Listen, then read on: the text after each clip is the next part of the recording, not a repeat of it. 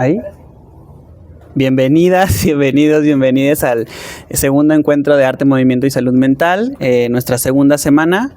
Estamos muy contentos de tenerlos aquí.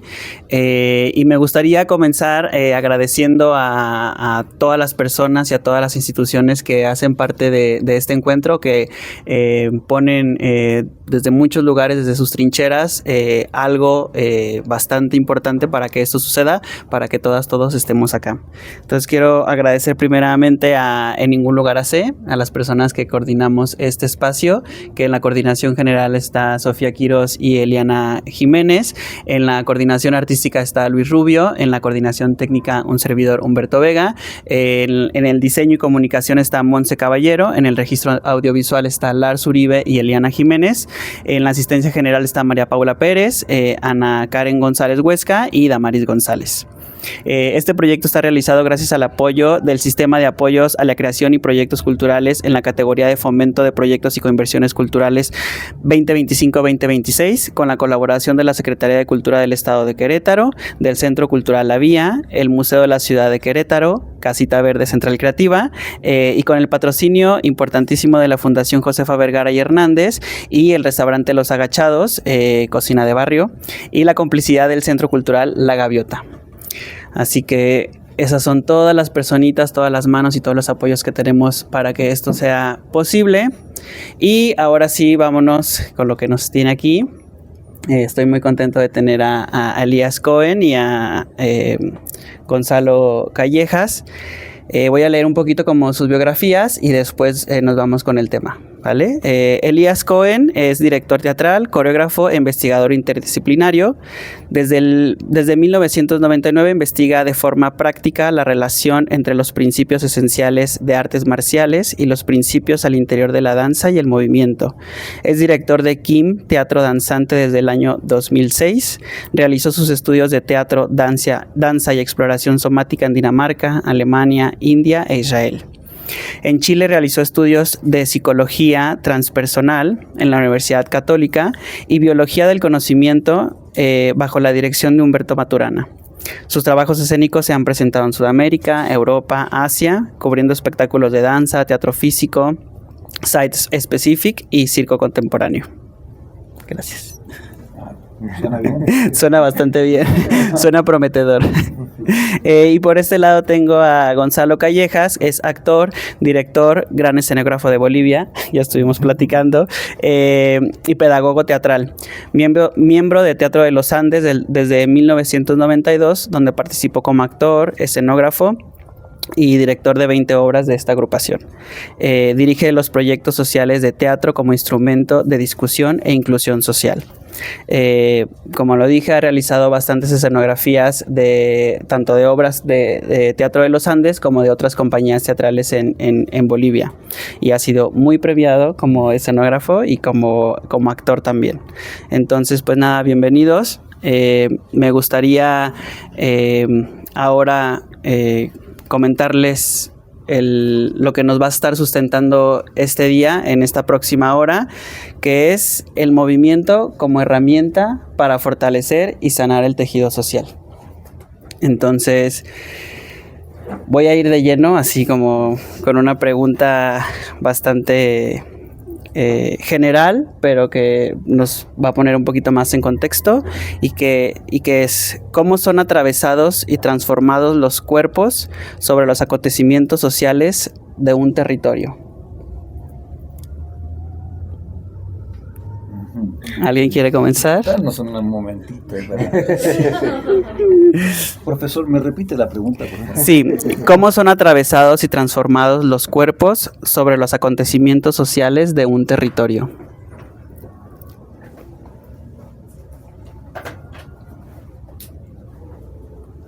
Compadre, ¿quiere usted aventurarse? Sí. ¿Puedes tomar este? Así. Bueno, muy buenas noches. Yo particularmente muy feliz de estar aquí, principalmente en Querétaro, en México, y estar en este lugar, ¿no? que hace un par de años conocimos a a este grupo, ¿no? Coincidimos en un festival y a partir de ese momento, compartiendo las experiencias, su arte, ¿no? Es que nos enamoramos mutuamente y comenzamos una relación así bien bonita de amistad y también artística, ¿no? Y estoy muy agradecido por que finalmente conozcamos su casa aquí. Bueno, yo quisiera un poquito empezar antes de ir directamente a la pregunta. Hablar un poco del grupo al cual pertenezco, ¿no? Que es importante, creo, para sentar también ahí en la pregunta. El Teatro de los Andes ya tiene como 35 años. Somos de Bolivia, de Sucre. En realidad vivimos en un pueblito cerca a Sucre, Yotala, y fue fundado por 3 extranjeros en esa época, ¿no? César Brie, Paulo Nali y Naira González. Ellos, por diferentes motivos, ya no están en el grupo. Quedamos prácticamente 2 personas. Por mucho tiempo el grupo creció mucho, pero ahora quedamos 2 personas. Lo importante de este proyecto es que hace 35 años en Bolivia no existía una realidad teatral, ¿no? O sea, existían compañías, pero que su trabajo principal no era en realidad el teatro, ¿no? Entonces un gran aporte del Teatro de los Andes justamente fue eso, ¿no? Profesionalizar de alguna manera en base a nuestra experiencia, ¿no? Porque nosotros decidimos vivir del teatro, trabajar 24/24, trabajando el cuerpo, haciendo un entrenamiento físico, vocal, ¿no? Un entrenamiento en la escena, ¿no? Experimentando, explorando y haciendo investigación en la escena muy profundamente. Entonces, de hecho, nosotros tenemos un trabajo principalmente de creación colectiva. Vivimos por muchos años en comunidad, tenemos una casa abandonada que lo reconstruimos y ahí recibimos artistas. Por muchos años vivimos en comunidad y eso creo que hace mucho la diferencia, ¿no? Principalmente para un país donde el teatro, ahora digamos mucho más, pero en las épocas que comenzó el teatro no estaba tan desarrollado. Y nuestro trabajo en realidad siempre fue permeado por todo lo que sucedía a nuestro alrededor, ¿no? Principalmente la cultura, ¿no? En Bolivia la cultura es muy fuerte, ¿no? La cultura autóctona principalmente está, digamos, en el cotidiano, ¿no? Vivir de la realidad. Y eso era, o sea, ser indiferente a esa realidad era imposible, ¿no? Entonces todo eso siempre entró en nuestras obras, ¿no? En el trabajo artístico, ¿no? De hecho, todo el bagaje informativo, de información que traían estos compañeros que venían principalmente de Europa, ¿no? De esa información de teatro, ¿no? Teatro un poco más contemporáneo, mucho de investigación, el tercer teatro, que allá no se conocía. Digamos, era muy fuerte, ¿no? Pero había otra parte que principalmente nosotros bolivianos, yo y un compañero Lucas, que era de La Paz, Aymara, y yo más de la zona de los valles quechua, aportamos mucho desde nuestra entrada, también si no teníamos mucha experiencia a nivel teatral, ¿no? Pero aportamos con nuestra cultura justamente, ¿no? Y eso hizo mucho la diferencia porque el Teatro de los Andes siempre se caracterizó por llevar esa información también a nivel artístico, ¿no? Entonces, y claro, Bolivia, digamos, han sucedido muchas cosas, ¿no? Y nosotros siempre, las obras que comenzábamos a trabajar, siempre lo hacíamos desde una necesidad, ¿no? De una necesidad justamente de lo que estaba sucediendo en ese momento en ese país, ¿no? Y casi todas las obras un poquito se adelantaban a lo que estaba pasando, al contexto, ¿no? Y eso tiene que ver un poco con la pregunta, ¿no? Porque en realidad nosotros siempre hemos partido de una necesidad en realidad, ¿no? Más que de una estética que después, si la forma comienza a darse, digamos, esa necesidad comienza a formalizarse en la estética, siempre de una necesidad. De hecho, la mayoría de las obras parten sin tener inclusive un texto, ¿no? comenzamos realmente de cero, ¿no? A hacernos preguntas y alrededor de esas preguntas comenzamos a crear y a indagar en la escena. Casi siempre ha sucedido así con nuestras obras. Y esas preguntas casi siempre se hacen porque algo está sucediendo alrededor de nuestro, ¿no? Ya sea del lugar, ya sea del país principalmente. Entonces nuestras obras siempre han estado cargadas de muchas motivaciones, ¿no? De contenido, ¿no? De contenido social. Entonces es inevitable en nuestras obras que hablen mucho aparte de la parte estética, ¿no? Porque el Teatro de los Andes tiene un trabajo muy potente de imagen, ¿no? Aparte de eso, siempre el contenido y la realidad social del momento estaba bien presente, ¿no? Y eso tiene que ver cómo el arte de alguna manera influencia, ¿no? en estos cuerpos al que tú mencionas, ¿no? Que no es solo el cuerpo en sí, no es todo lo que conlleva, digamos, esa experiencia, ¿no? De hablar también desde ese lugar, ¿no? De momento puedo comentar eso. No, es importante, o sea, justo pues la cultura de ustedes y de otro compañero, como ese cuerpo, como esa cultura, como esa experiencia atraviesa directamente su arte. Y nada, pues justo ahí está la implicancia completa. ¿Tú quieres compartir algo? Me toca. ¿Te toca? Ni modo. Bueno, aprovechando también que tú diste un contexto, también aprovecho de dar un poquito de contexto personal que se involucra mucho con la pregunta. Yo nací en 1973, que fue el año también que entró la dictadura militar en Chile. Vengo también de un padre actor, lo que quiere decir que en ese momento la represión hacia el arte y la cultura fue muy grande. Crecí durante 18 años bajo dictadura militar, con una familia de izquierda. Podría decir, siendo bien honesto, como de una izquierda bien privilegiada. Nosotros en Chile a eso le llamamos la whisky izquierda. ¿Qué quiere decir? Que es una izquierda reflexiva que tiene la posibilidad también de educarse, de estar en un ambiente entre comillas protegido, si bien en ese momento cuando entró la dictadura muchos de los compañeros de mi padre sobre todo fueron asesinados o exiliados. Lo digo porque yo con los tiempos me he dado cuenta que eso fue marcando mucho también mi comprensión del cuerpo. Y como para que se hagan una idea, en ese momento en mi adolescencia, mis ídolos eran Jim Morrison, Bruce Lee y el Che Guevara. Era una combinación de esos tres. Imagínense también, estoy diciendo tres nombres masculinos porque la mujer también estaba muy poco representada. Después en mi vida empezó a entrar más fuertemente desde los marxismos de Rosa Luxemburgo, entró también la Violeta Parra, Gabriela Mistral como gran poetisa y también como mujer que se atrevió también a cruzar muchos límites también en términos de género. Y ahí se creó un cuerpo de resistencia, literal.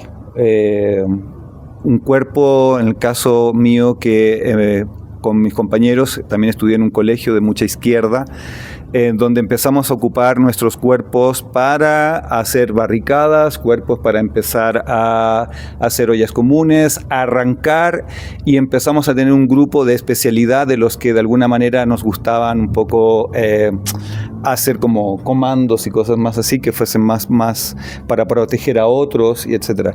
Y creo que de hecho mi práctica danzante partió desde un cuerpo juvenil bastante revolucionario y con mucho miedo, con mucha angustia en ese momento. Y cuando tú preguntas por el cuerpo, yo prefiero hablar de corporeidad o de corporeidades.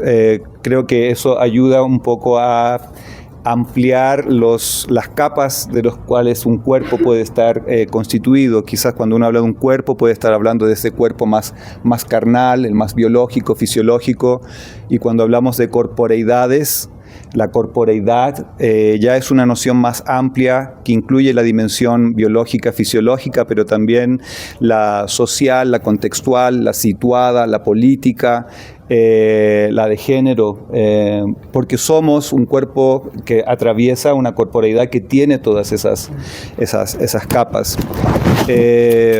Como creciendo en un ambiente teatral, siempre me gustó el teatro y la danza, pero había una sensación de cómo el teatro, cómo la danza puede de alguna manera tributar a un cambio más radical de la comprensión del ser, cómo puede esto también beneficiar al entendimiento de las narrativas, cómo podemos llevar o transferir todos los conocimientos que están en las teatralidades hacia la vida, hacia las personas, hacia los vínculos, hacia las relaciones, hacia los ideales. Entonces ahí empezó un trabajo que efectivamente atraviesa las corporeidades de manera mucho más radical, y ocupando también la vía del teatro y de la danza, más allá que solamente hacer espectáculos que sean contextuales, pero también como un estilo de vida para pensar mejores narrativas. Hermoso, justo, o sea, como en esta idea de lo que mencionas del cuerpo y la corporeidades, como que ya entra en este lugar del lenguaje, de cómo me relaciono y todo lo que viene con mi cuerpo y con mis corporeidades. Y con base en eso es cómo el movimiento puede convertirse en un acto político. Ya profundizando en esta idea de las corporeidades, de cómo ya me relaciono, cómo pongo en el espacio estas corporeidades, cómo se convierte en un acto político. ¿Voy? Me toca. Si me permiten, así un poquito antes de entrar al tema político, y ya que está la idea del tejido social, cómo incluso podemos... Es interesante, hablamos de movimiento y podríamos pensar... que cuando uno dice la palabra movimiento, como que quizás creemos que todos entendemos lo mismo. Y no necesariamente son de esas palabras que uno cree que todos hablamos del mismo lenguaje, pero no necesariamente. Lo mismo cuando uno dice cuerpo. Cuando dices cuerpo, ¿a qué cuerpo estás hablando? Etcétera. En lo personal me gusta pensar en el movimiento incluso desde un principio cosmogónico, antes de pasar a lo político o lo biológico. Y como principio cosmogónico, pensar el movimiento como el impulso primordial que gatilla la dinámica relacional en el universo entero, que es coherente, autoorganizado, sensible, inteligente, y que lo vemos como un comportamiento estructural y operativo en el universo todo. Podríamos hablar que hay una conciencia que está ahí permeando, porque el movimiento también es información. De ahí que podemos entender la analogía, por ejemplo, pasar ya, por ejemplo, el movimiento. ¿Por qué danzamos?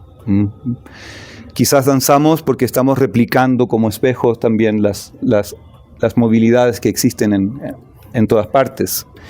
No sé si han escuchado, se han topado, por ejemplo, en otras ciencias del conocimiento, cuando se habla, por ejemplo, la física. La física agarró mucho la idea de la danza, que el universo es como una gran danza. Siempre ocupó el es como una gran danza autoorganizada, sensible, sin coreógrafo. Ah, wow, qué buena.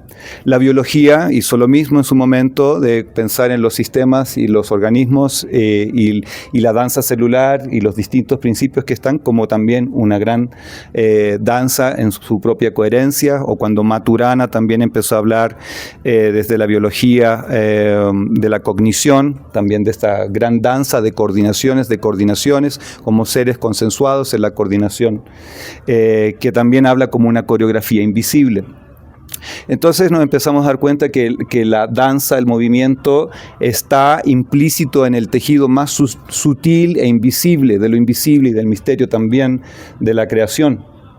Entonces no hay duda de que también sea totalmente permeable y una gran herramienta estructural cuando uno le pone plena conciencia a la importancia del movimiento y las implicancias que eso puede tener también en su operatividad en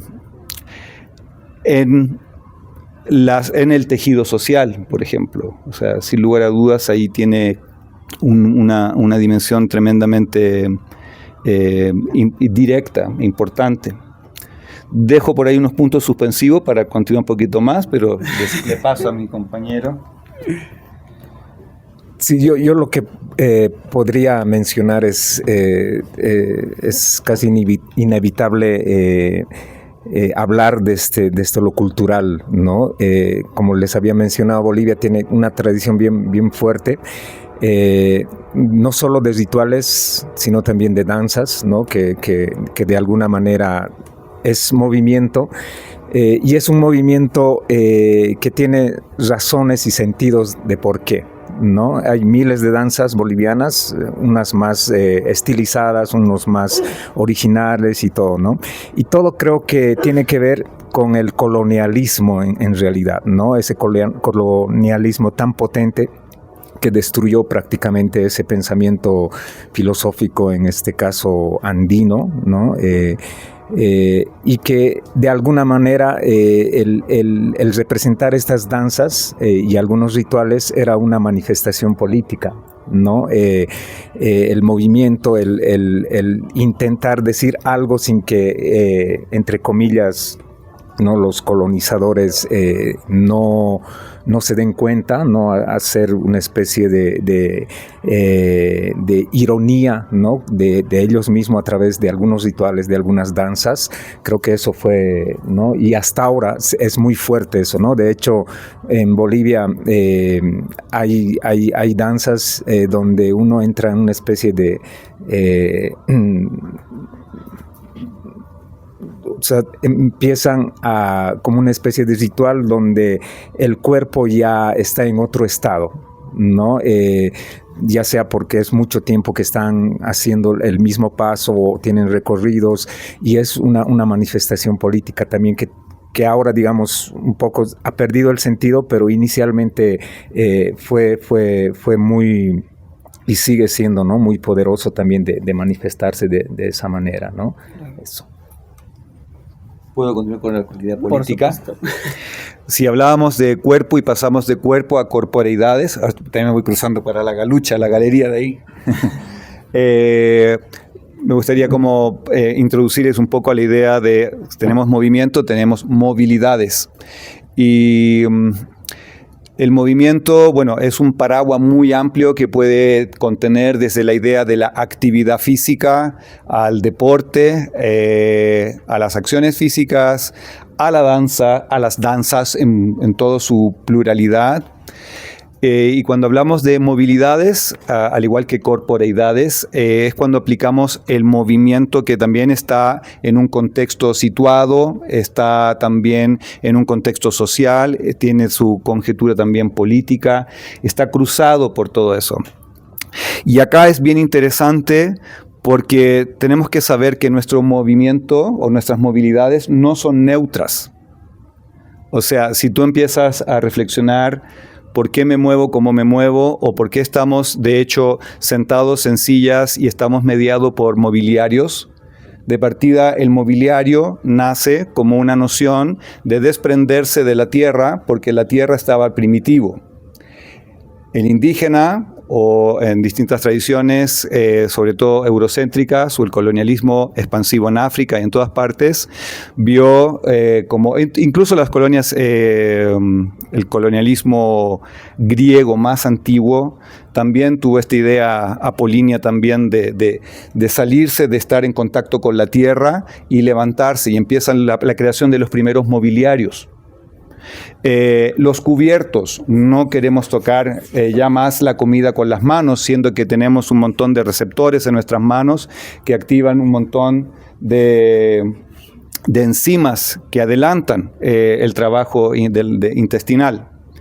Entonces, ya hay cosas que están tan coladas. Cuando tú entras a una casa, tu movilidad ya está normada, ya te tienes que mover de una manera porque está el sofá, porque está la mesa de las 6 sillas, ya siempre nuestro peso gravitacional está atajado en punto medio, las rodillas se van atascando, y todo eso es dentro de un plan que está ahí funcionando y que uno lo tiene súper incorporado y no cuestionado. También hablando de las movilidades, tenemos que saber y reconocer de que hay personas que tienen más derecho de movilidad, libre movilidad, que otras. Y eso es un hecho. Hay personas que, ya sean por su color de piel, su condición social, su género, están más privadas o menos privadas de poder transitar en ciertos lugares. Hay personas que no pueden cruzar libremente fronteras, producto de que tienen un tipo de pasaporte no tan conveniente como otro. Entonces, cuando uno ya empieza a entender las movilidades que no son neutras, y uno se pregunta, a ver, ¿quiénes manejan mis movilidades? Y salimos del naïve romanticista de que, no, yo decido cómo me muevo, y de pronto te detienes, a ver, pero ¿por qué me muevo como me muevo? ¿Soy realmente libre? ¿Por qué tengo las tendencias que me gustan? Y también entiendo de que moverse o hacer danza, aparte de la dimensión recreativa, también la puedes tomar realmente como un ejercicio bien práctico de encarnar tus posiciones. Cuando tú decides no tomar el auto para ir a comprar un par de panes al supermercado que te queda a 2 cuadras, cuando tú decides ocupar más la bicicleta, cuando decides, por ejemplo, no comprar ajo picado. Hoy en día, no sé, hay gente que no quiere hacer la pega, que el trabajo, que compra ajo picado en el supermercado porque, es que no tengo tiempo, entonces ya lo compro el ajo picado. Bueno, pero ese ajo picado generalmente es de China, y hay un niño chino mal pagado que te estaba picando el ajo y fue envasado. Entonces, si pones ojo realmente en todos esos puntos, te das cuenta que el movimiento es muy importante, y ahí podemos acuñar un término bien importante que es quinopolíticas. O sea, ahí podemos a las políticas del movimiento, en donde yo me hago responsable de cómo me muevo de un punto A a un punto B, qué medios de transporte escojo, qué tipo de movilidades de los otros quiero realmente proteger y cuidar, y de alguna manera qué movilidades también quiero parar o frenar. O sea, ahí se abre todo un mundo con respecto a tu pregunta de movimiento, cómo puede intervenir en la política. Creo que podemos hacer quinopolíticas a escala personal que son bien relevantes. Hermoso. Y justo, ¿cómo creen ustedes que se puede despertar esa iniciativa en los cuerpos? O sea,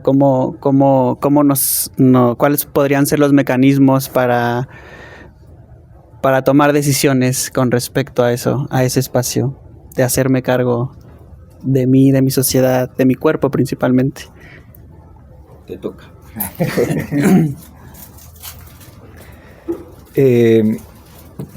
Esta mañana tuvimos una experiencia bien bonita, compartimos una práctica que, así comentando fuera de la práctica del taller, yo les comentaba que cada vez esa práctica nos sorprende mucho, porque la gente que lo experimenta prácticamente le mueve muchas cosas internamente, ¿no? Desde encontrar sus raíces, reencontrarse uno mismo con su cuerpo, ¿no?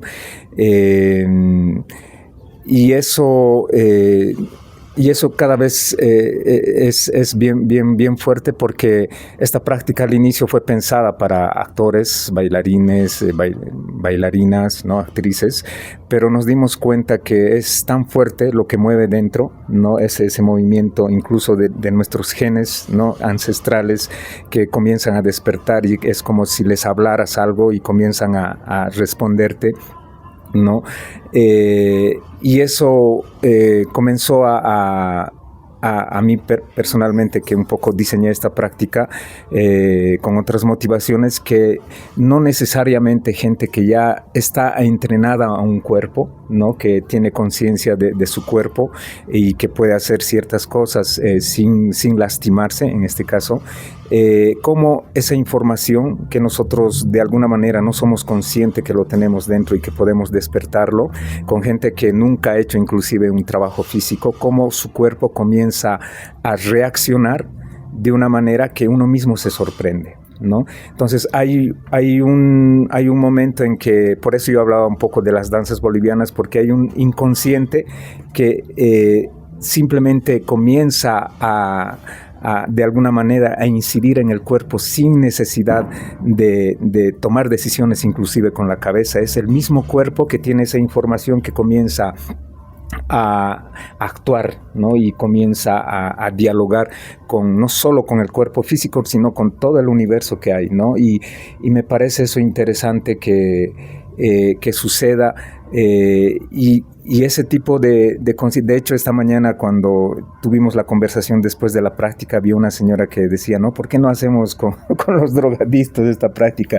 Tal vez ellos puedan, sintiendo sus raíces o algo, ella se imaginó que algo les puede tocar, ¿no? A estas personas que tienen una sustancia que les hace motivar, digamos, por ciertas cosas, sin necesidad de eso, ¿no? Ella comenzó a relacionar eso y me pareció bien interesante y bien bonito, como una práctica, un movimiento, pero desde otro lugar, desde una necesidad diferente, cómo puede transformar, ¿no? Un cuerpo que incluso yo mismo no tengo conciencia, que es tan fuerte, que es tan poderoso, un cuerpo guerrero, digamos, que puede actuar también, ¿no? Sin necesidad de tener una preparación, porque el cuerpo, en realidad, el movimiento no es solo físico, ¿no? Tiene consecuencias o una necesidad de por qué, ¿no? ¿Por qué hago eso y para qué, ¿no? ¿Cuáles las motivaciones ¿no? Y despertar eso me parece bien interesante. Yo sugiero el principio azteca, no sé si lo conocen. Hazte cargo. El principio de hacerse cargo. Y creo que esa pregunta tiene un montón de niveles, porque, por ejemplo, como dice mi compañero Gonzalo, cuando tienes actividades que son tan intensas, tan conectoras, bueno, todas las danzas tradicionales, por ejemplo, tienen el zapateo a tierra. El zapateo a tierra es una forma de descarga bioeléctrica, por un lado, también energética, pero también sube. Esta fuerza que yo doy es la fuerza que también sube, ¿no? Entonces ahí también comprometerse en prácticas que permiten la integralidad energética de un cuerpo y fundirse en eso, tiene sin lugar a dudas una dinámica tremendamente sanadora. Pero también puedes tener otros tipos de dinámicas corporales, y creo que a medida que te vas sensibilizando dentro del universo corporal de las distintas prácticas, y estás siendo sensible a quién tienes al frente y cuál podría ser su necesidad, porque a veces también alguien tiene una necesidad realmente de divertirse con una clase de zumba, y tú sabes que a esa persona le va a hacer muy bien en su corporeidad situada, política, social, emocional, más que si yo le hago una clase de Qigong y le hablo de la energía cósmica que atraviesa por la corona. Es saber situarse con quién estás, y para eso hay que ser tremendamente sensible y entender la danza no solamente como la danza desde el cuerpo, sino una danza del diálogo sensorial con los grupos con los cuales interactúas. O sea, de alguna manera, ya que estés acá, hay que sentirse a veces privilegiado también de decir, wow, estoy pudiendo llegar con mi cuerpo saludable en este momento a una charla que me está dando insumos reflexivos, donde no nos cabe duda que tú también tienes todo un mundo, un universo. Entonces hay como ciertas bellas responsabilidades y sensibilidades en torno al movimiento como una medicina muy, muy poderosa. Yo diría que es la medicina de la era actual, en la era de la hiperdigitalización, en donde un cuerpo descorporeizado, hiperdigitalizado, con un super avatar que muchos jóvenes se sienten más a gusto con su representación de avatar digital que con su propia carne, con su propia sangre. Entonces, frente a eso no es solamente, ay, te tengo que sacar el celular porque ya no, realmente hay que saber de que estamos en una situación, hablando de la política, como de tecnofeudalismo, con grandes personas que son científicos, que saben muy bien cómo capturar lo más preciado que tú tienes, que es tu atención. Un chico de 8 años que está conociendo el mundo no puede competir frente a estas grandes corporaciones que están súper preparadas para capturarte completamente. Entonces, no hay que ponerle la responsabilidad en el chico, hay que ponerlas en nosotros que estamos en ese puente. Entonces, hay harto que hacer y creo que el movimiento es la emancipación, es la encarnación emancipada. Creo que cognitivamente también hay que revolucionarse un montón, hay que aprender a restringirse también la continuidad que le estamos dando a nuestro cerebro, nuestra interfase carnal, a la interfase que estamos ahora acoplados, como cybers que somos en este momento. O sea, sácate de tu celular un rato, se te perdió y siéntete como el mundo se te viene abajo por un rato. Lo digo, a mí también me pasa, entonces como, wow, ¿en qué estamos? Así, muy importante hacer todas esas reflexiones y empezar a buscar los caminos, pero estamos en la era del movimiento, traer el cielo a la tierra y eso se hace aquí, no ascendiendo allá, sino que trayendo acá. Sí, como un espacio de conclusión me encantó la idea de hazte cargo. Siento que pues es un buen espacio para lo que hablamos ahora, ¿no? Que es hacerte cargo es una buena herramienta para fortalecer el tejido social, para hacerte cargo de este espacio, ya es hacerte cargo medianamente de este otro espacio, y ahí vamos conjuntando. Y con esto que decías bueno, ustedes que se dedican a dar talleres y tienen toda una investigación del cuerpo en movimiento, de la escena, ¿cómo directamente ustedes ponen en el espacio y comparten a otros cuerpos justo para despertar hacerte cargo del espacio y de la sociedad y de tu cuerpo principalmente? Bueno, digamos que en el trabajo más artístico, entre comillas, digamos, no es tan complicado porque la mayoría de las personas de alguna manera tienen conciencia, ¿no? Que principalmente al tipo de teatro que nosotros hacemos y el tipo de práctica que necesitamos para que ese cuerpo, digamos, esté disponible ahí, ¿no? Para mínimamente hacer lo que la cabeza imagina que puede hacer, ¿no? Entonces, desde ese lugar, digamos, no hay tanta... ¿no? Un poco Elías también ya comentó sobre eso, ¿no? Pero yo podría hablar de estos cuerpos principalmente de jóvenes, ¿no? Yo he trabajado por muchos años con jóvenes de realidades muy, muy desfavorecidas, ¿no? De familias así deshechas o de barrios marginales. Y claro, inclusive con gente mayor y también gente que no necesariamente ha tomado el arte como ¿no? Sino como una necesidad de expresarse, ¿no? Ahí yo veo que el cuerpo, por ejemplo, es muy rígido, ¿no? Porque todavía hay ese miedo, ¿no? A exponerse, ¿no?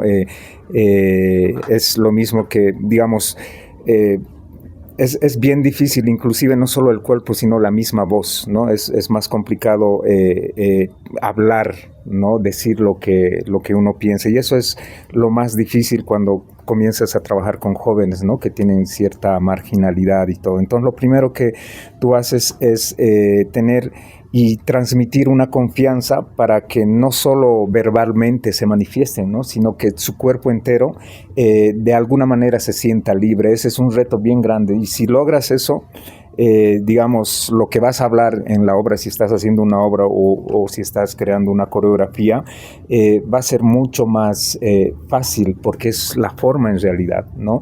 Lo más difícil es justamente tener conciencia de que hay una libertad cuando tú te deshaces de esas barreras que probablemente tú mismo o la misma sociedad, ¿no? te pone, y que en realidad te hace prisionero de tu propio cuerpo, ¿no? De tu propia voz. Y eso es lo primero que, por ejemplo, yo con las experiencias que he tenido, sobre todo en este contexto que comento, es lo primero que hago, ¿no? Tener confianza, que realmente tú generas un espacio donde uno es libre y puede manifestarse de la manera que uno quiere. Eso hace mucho la diferencia, ¿no? Y inclusive a nivel artístico tiene mucha repercusión, porque, como digo, las formas, ¿no? O la manera en que vas a resolver algo artístico a nivel de imagen o de coreografía es mucho más sencilla si hay todavía este primer trabajo, ¿no? Y el plus, digamos, que como es una necesidad verdadera, el contenido que logras a través de esta manera, ¿no? De compromiso, es más fuerte, ¿no? Y creo que eso. Sí, como que les proporcionas un espacio seguro para darles agencia y voz. Sí. Muy lindo.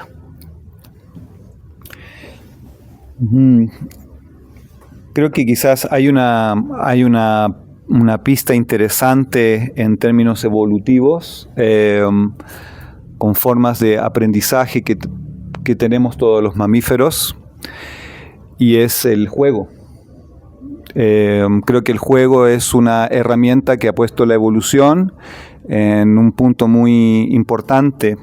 Creemos que el juego es algo de niños, y en realidad, si nos pensamos a nosotros como Homo ludens, como seres que jugamos, y que el juego ha sido parte de la evolución, creo que ahí hay una posibilidad, que por lo menos también trabajando con jóvenes que a veces también están tremendamente rígidos, y empiezan a veces juegos en donde de alguna manera empieza un estado de apertura, del tiempo se dilata, en donde ya el juego me invade y entro a la zona de flujo, y ya se están moviendo, y no es que le hiciste primero a la derecha, después tienes que poner el brazo izquierdo así para que la otra persona pase por acá, y ya se vuelve mental.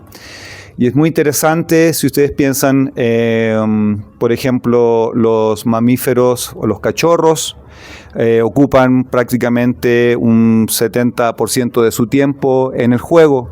¿Y cuál es el juego principal de la mayoría de los cachorros? Morderse, las luchitas. No sé cómo le dicen ustedes, las luchitas. Sí, darse vueltas, una garra y otra acá, y es algo que está, y es muy interesante las luchitas en el mundo mamífero no humano, porque es la zona de probar y experimentar con cierto grado de seguridad, pero igual con cierto grado de incertidumbre, con cierto grado de conocer los límites. De pronto, chuta, me pasé con esto, esto lele, esto dolió.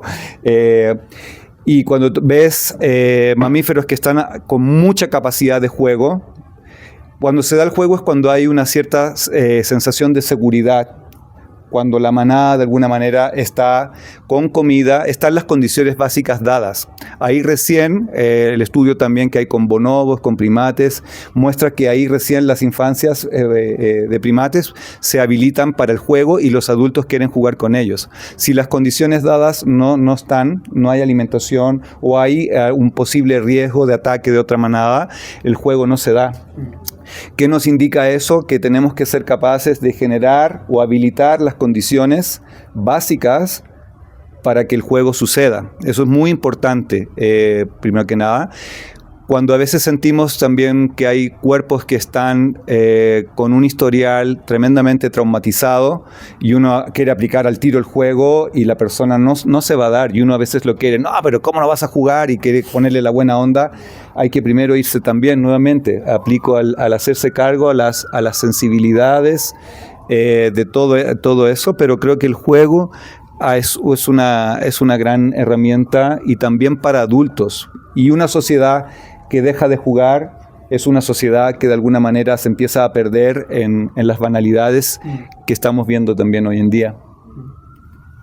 Sí, como que le vamos otorgando la existencia a otras cosas, sino a ese espacio esencial que atraviesa las neuronas y nuestro modo de aprender y de nuestra forma de ver. Como me gustaría seguir profundizando un poquito eso, y también igual como para ir concluyendo, no cerrar pero concluir, y después pasar a las preguntas y respuestas con las personitas que tenemos acá. Como que ¿qué otras cosas en beneficio de los cuerpos con los que han trabajado han visto? Es decir, yo puse este juego en este espacio y vi el despertar de este cuerpo en este lugar. ¿Cuáles son esas conclusiones que han visto ustedes en sus talleres? Como que les han sorprendido a ustedes mismos de las cosas que ponen en el espacio o en sus prácticas.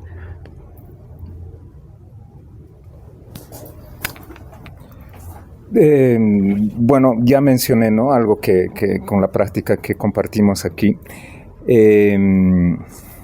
Y bueno, eso es bien bonito cuando uno realmente reconoce sus raíces, ¿no? También si uno piensa que no tiene ancestros que todavía están circulando por sus genes y por su cuerpo, tal vez uno no es consciente de eso, pero sí sucede, ¿no? Y cuando eso despierta mínimamente, es bien lindo sentir por lo menos por milésimas de segundos esa sensación, porque en esa sensación hay mucha información que realmente algo sucedió con ese cuerpo, ¿no? Y esta práctica que les comento pasa mucho de eso, ¿no? Principalmente en una cultura donde, como digo, está tan colonizada como es la cultura o el Bolivia en este caso, donde realmente ya no creemos en ese cuerpo entre comillas, ancestral, ¿no? Tomamos referencias, ¿no? Incluso en el mismo arte, ¿no? En la propia danza y en el mismo teatro, tomamos muchas referencias europeas o americanas, ¿no? Y que estéticamente o de forma por ahí tienen sentido, pero de contenido y de información mucho más interna, de necesidad, por ahí quedan un poco vacías, ¿no? Entonces, con estas prácticas, cuando tú llegas a comprender de por qué este movimiento que viene de una cultura y de una sabiduría, y que claro, con esta práctica nosotros hacemos la transposición y hacemos la relevancia de esa información, en este caso la filosofía andina, llevada a la escena para una preparación para un actor, un bailarín, y sienten que tiene sentido todo eso. Es impresionante, ¿no? Uno llega a emocionarse, ¿no? Porque ahora recién entiendo, ¿no? Porque tengo ese mi ucupacha, por qué camino ahí enraizado, ¿no? Por qué respiro de esa manera. Entonces, eso me parece súper interesante de este trabajo. Y algo que comentaba el Elías, que me parece súper importante, es el juego, ¿no? Principalmente con jóvenes que tienen una realidad bien difícil. Yo simplemente voy a contar algo muy breve. Nosotros hicimos hace muchos años un taller, una residencia en nuestro espacio con jóvenes de comunidades quechuas, ¿no? La mayoría de ellos no hablaba el español, hablaba solo quechua. Y tuvieron que estar una semana con nosotros ahí viviendo. Nosotros decidimos hacer un taller como hacemos para gente profesional, una residencia con entrenamiento físico, vocal, entrenamiento en la escena, creación de imágenes, improvisación. Haremos exactamente igual. ¿Por qué tenemos que cambiar? No porque ellos sean de una comunidad. Entonces hicimos esa experiencia, ¿no? Y claro, nosotros preocupados, a los pocos días hicimos una reunión, a los 3 días de esta experiencia, hicimos una reunión para preguntarles cómo se sentían ellos, ¿no? Si necesitaban algo, si hay algo que no entendían. Entonces, y uno de ellos dijo, ¿no? No, la comida súper bien, ¿no? Cómo nos tratan súper bien, pero lo único que todavía no entiendo es, nos dijeron que íbamos a venir a trabajar, ¿no? Y hasta ahora solo hemos jugado, dice, ¿no? Entonces, claro, después la experiencia fue fundamental. Incluso nosotros a partir de esa experiencia comenzamos a repensar la pedagogía, porque ellos realmente entendieron todo desde otro lugar, ¿no? También porque ellos no hablaban el español, ¿no? Muchos de ellos, y claro, era todo de imagen, ¿no? Obviamente yo hablo el quechua, yo lo grabo, ¿no? Pero en general, digamos, había otro tipo de conexión, ¿no? Otro tipo de información, ¿no? Es muy sensorial, ¿no? Y a partir de eso nosotros comenzamos, como les digo, a repensar la pedagogía. Inclusive esa experiencia lo aplicamos también para trabajar con gente más profesional, ¿no? Hizo un clic para nosotros a nivel pedagógico, y esa experiencia fue muy renovadora para nosotros, ¿no? Y eso me parece importante comentarles. Sí. Sí. Algo que rescato que dijiste, que es como apropiarse de tu cuerpo, o apropiarse o hacerte cargo de tu cuerpo es inmediatamente apropiarte de tu contexto o hacerte cargo de tu territorio. Bueno, para ir redondeando, muy linda lo que compartes, Gonzalo. A mí en general me gusta mucho pensar desde una perspectiva multinivel, porque he visto también a una señora que de pronto se atrevió a mover la cadera así, en un historial muy rígido, muy traumado con su zona, y ya eso, yo veía esos ojos de y le estaba pasando la vida entera por ahí. A otro espacio donde ya prácticas muy entregadas, donde también incluso el modo perceptual, la percepción se expande, el ego se diluye y empiezas a tener una experiencia donde la sensación multiespecie, donde de alguna manera esta idea de lo humano, también la idea de la categoría del humano se diluye, y estás de pronto resintiendo memorias que también vienen de también un montón de otras linajes y de especies que están también dentro de nuestra corporeidad, como también fundición con la sensación de que somos polvos de estrellas, y una sensación más estelar. Uno puede decir que también son experiencias súper wow. Entonces está todo ese espectro, y creo que he tenido la belleza, la oportunidad de vivir eso y también verlo en otros, o sea, desde el movimiento así, o también a veces trabajo en proyectos de circo social, donde, como tú decías, como por ejemplo este ejemplo de hoy de la mujer que decía, chuta, si esto también estuviese también para jóvenes que están como mi sobrino hijo, creo que con problemas de drogadicción, sería increíble. En circo social, a veces cuando ya empiezas a hacer un malabar sostenido, y de pronto ves a este chico que no podía concentrarse ni por 5 minutos porque ya estaba pensando en drogarse lo antes posible, y de pronto lo ves 5 minutos sosteniendo su atención, y todo su cuerpo es una gran coordinación de coordinaciones, y después termina y lo logra y te mira como, lo logré, mierda. Y es bendición. Sí. Eso. Muchas gracias, sí. Nos encanta movernos. Bueno, abrimos un poquito el espacio. Si alguien, alguno por ahí quiere hacer alguna pregunta, alguna reflexión. Compartir también una experiencia, algo también que sentí. Yo tengo una pregunta, digamos, en todo lo que hablas del movimiento como instintivo y que ha aprendido a lo largo de su vida y todo lo que ha vivido, digamos, ¿cómo ordenarlo? ¿O ordenó usted cómo iba descubriendo su movimiento? ¿O fue como surgiendo al instinto? ¿Cómo fue? Es muy interesante tu pregunta en relación a la idea de la organización.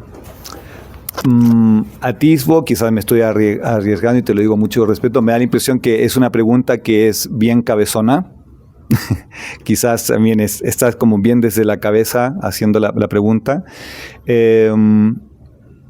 Porque claro, uno es la dimensión pedagógica, como pedagogo poder levantar y dar las condiciones para que surja una experiencia en donde esta idea del movimiento intrínseco, que podríamos decir como ya está, no hay nada que aprender, pero solo que recordar, que también puede ser una señal de aprendizaje, una reseña para echar a andar el movimiento. Oye, ya está.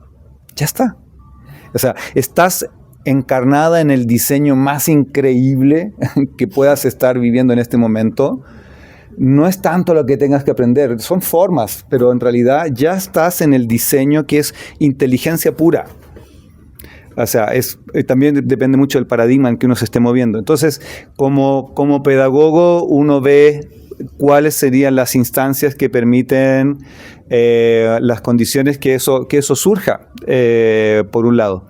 Entonces, desde un nivel pedagógico, creo que ahí sí surge, en mi caso también, categorías de prácticas y organización, un poquito del material que se va a desplegar. Ahora, si tu pregunta no sé si va hacia la persona que lo vive o hacia el pedagogo. Hacia la persona que lo vive, digamos, porque a veces, bueno, a mí me pasa, ¿no? Que por querer como, no sé, sentir el deseo de hacerlo, haces muchas cosas, pero te dispersas, ¿no? Y entonces no logras como disciplinarte totalmente en una o cosas así, o sea, digamos, un día haces karate, otro danza contemporánea, después... Claro, te haces un turismo, hago 3 estilos de yoga, sí. Después me metí con el nuevo no sé qué cosa. Pues, como sentir el movimiento, pero como... no sé, como querer explorar, pero no sé si usted en algún momento decidió, en vez de explorarlo, como concentrarse en alguna línea o algo así, no sé. Bueno, en lo personal igual yo he sido espíritu curioso, reconociendo mi encarnación en la tecnología más agradecida que puedo tener en este momento, en este evento de mi vida, en esta encarnación. Entonces he sido espíritu curioso del movimiento, he hecho muchas artes marciales, muchas técnicas, o sea, mucho de todo. O sea, he ido hacia el colapso de información, precisamente para después, ya está. Y ya empezar a jugar, pero nunca me quise casar, y lo hice a propósito, como un estilo, precisamente porque me reconocí como espíritu curioso del movimiento, y entonces acepté esa condición.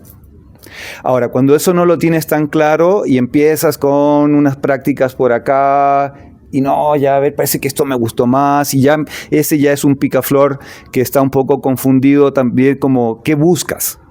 ¿Qué es lo que realmente te da el éxtasis de estar haciéndolo? Creo que esa es una pregunta sensorial bien importante. ¿Qué es lo que de pronto lo estoy haciendo y el tiempo se dilata? Me dan ganas de volver, me dan ganas de hacerlo incluso solo, sacar algo, un truquito, un movimiento, o practicarlo yo solo. Me da autonomía, me da soberanía, y me da éxtasis, me da goce.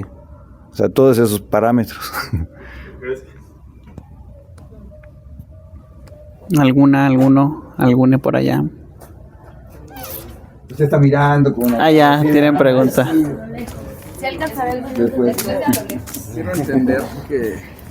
Quiero entender que a lo que se refiere es cómo me hago consciente de toda esta inconsciencia que tengo, ¿no? Al final es...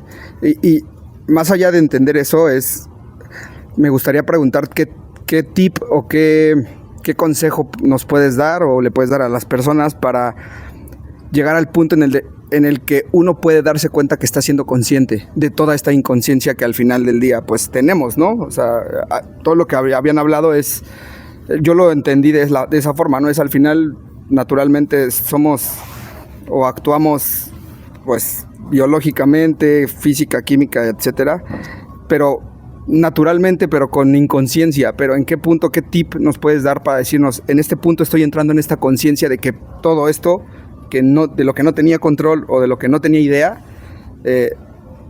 está sobre mi control, ¿no? Entro en conciencia de esto, de toda la inconsciencia que en algún momento estoy teniendo.